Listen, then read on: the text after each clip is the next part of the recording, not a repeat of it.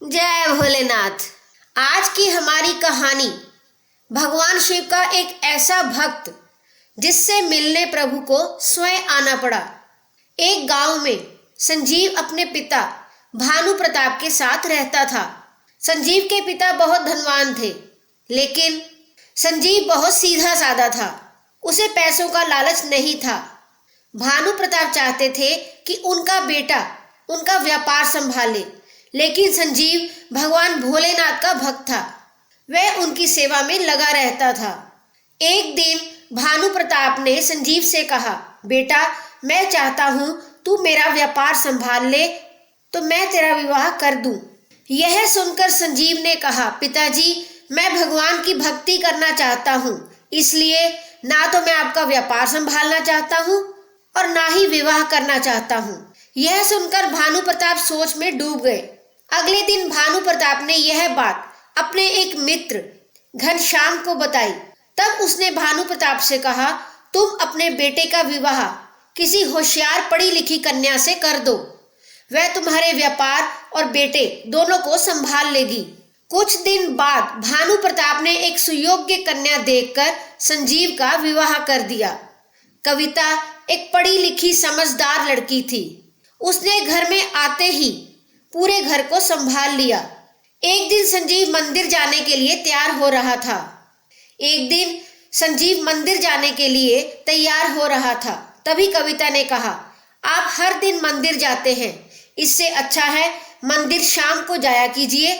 सुबह मेरे साथ चलिए, दुकान खोलिए, व्यापार पर ध्यान दीजिए। यह सुनकर संजीव को बहुत गुस्सा आया, लेकिन वह बिना कुछ कहे मंदिर चला गया और भगवान भोलेनाथ के सामने बैठकर प्रार्थना करने लगा। उसने कहा, बाबा, मेरे पिताजी ने बिना मेरी मर्जी के विवाह के चक्कर में फंसा दिया। अब तो मेरे लिए आपकी पूजा करना भी मुश्किल हो रहा है। संजीव अगले दिन जैसे ही मंदिर जाने के लिए तैयार हुआ, कविता ने उसका रास्ता रोक लिया और बोली, मैं एक पढ़ी लिखी समझदार लड़की हूँ, मैं भगवान को नहीं मानती। आजकल तो पैसा ही भगवान है। अपने भोलेनाथ को छोड़कर मेरे साथ दुकान पर चलिए। मैं आज आपको मंदिर नहीं जाने दूंगी। अगर जाना ही है तो शाम को चले जाइएगा। संजीव को बहुत गुस्सा आया। उसने कविता से कहा, मैंने पिताजी से विवाह के पहले ही कह दिया था कि मैं अपनी पूजा पाठ नहीं छोड़ूंगा, फिर तुम क्यों जिद कर रही हो? लेकिन कविता नहीं मानी। हार कर संजीव को उसके साथ दुकान पर जाना पड़ा। दुकान पर कविता कपड़े बेच रही थी, लेकिन संजीव का मन दुकान पर नहीं लग रहा था। वह आज मंदिर नहीं गया था, इसलिए वह बहुत परेशान था। तभी दुकान पर एक बूढ़ा आदमी आया।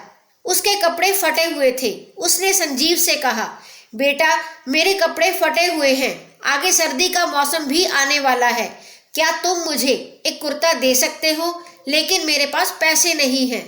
संजीव को उस पर दया आ गई। उसने तुरंत एक कुर्ता उस बूढ़े आदमी को दे दिया। तभी कविता ने उसे रोकते हुए कहा, आप यह क्या कर रहे हैं? बिना दाम लिए इसे कपड़े दे रहे हैं। यदि हमने ऐसा किया तो बहुत नुकसान हो जाएगा। कविता ने उस बूढ़े आदमी से कहा, चुपचाप यहाँ से चले जाओ, पूरे दाम लिए बगैर हम कुर्ता नहीं देंगे। यह सुनकर वह बूढ़ा आदमी वापस चला गया। लेकिन संजीव को उस पर बहुत तरस आ रहा था। दोपहर के समय उसने कविता को खाना बनाने घर भेज दिया और वह कुर्ता लेकर उस बूढ़े आदमी को ढूंढने निकल गया। काफी ढूंढने के बाद भी जब वह नहीं मिला तो वह शिवजी के मंदिर में पहुंच गया। वहां उसने देखा कि मंदिर की सीढ़ियों पर वही बूढ़ा आदमी बैठा है। संजीव ने उसे आवाज दी, बाबा, ओ बाबा, देखिए, मैं आपके लिए कुर्ता लाया हूँ। बूढ़े आदमी ने संजीव की आवाज सुनी और वे उठकर मंदिर के पीछे चल दिए। संजीव आवाज देते देते उनके पीछे चल दिया। मंदिर के पीछे जाने पर उसने देखा वह बूढ़ा आदमी खड़ा था। संजीव ने उससे कहा, बाबा, मैं आपके लिए दुकान से चुराकर कुर्ता लाया था। आपको मैं काफी देर से ढूंढ रहा था। जल्दी से यह कुर्ता ले लीजिए। दुकान पर यदि मेरी पत्नी आ गई तो उसे सब पता लग जाएगा। यह कहकर वह उस बूढ़े आदमी को कुर्ता देने लगा। तब उन्होंने कहा, बेटा, कुर्ता तो बहाना था, मैं तो केवल तुझे देखने आया था। तू हर दिन मुझसे मिलने आता है, आज नहीं आया तो मैं तुझसे मिलने खुद आ गया था। यह सुनकर संजीव ने कहा, लेकिन बाबा मैं तो पहली बार आपसे मिला हूँ। तभी वह बूढ़ा आदमी भगवान भोलेनाथ के रूप में प्रकट हो गए और उन्होंने कहा, जैसे भक्त मुझसे मिलने का इंतजार करते हैं वैसे ही मैं भी भक्तों का इंतजार करता हूँ। भगवान शिव को साक्षात सामने देखकर संजीव उनके पैरों में गिर गया और बोला, बाबा मुझे क्षमा कर दीजिए, मैं मूर्ख आपको पहचान नहीं सका, आपको मेरे कारण इतना कष्ट झेलना पड़ा। तभी संजीव के कानों में किसी के रोने की आवाज पड़ी। उसने पलट कर देखा तो कविता वहां खड़ी रो रही थी। वह भी बाबा के चरणों में गिर गई। उसने कहा, बाबा अपनी शिक्षा के घमंड में मैंने आपका अपमान किया, मुझे माफ कर दीजिए। इन्हें आपकी पूजा करने से रोककर मैं बहुत बड़ी भूल कर रही थी। मेरे कारण ही आपको कष्ट हुआ है, मुझे सजा दीजिए। तब भगवान शिव ने कहा, तुम्हारे अंदर भक्ति जगाने का यही उपाय था। अब तुम दोनों अपना संसारिक धर्म पालन करते हुए मेरी भक्ति करो।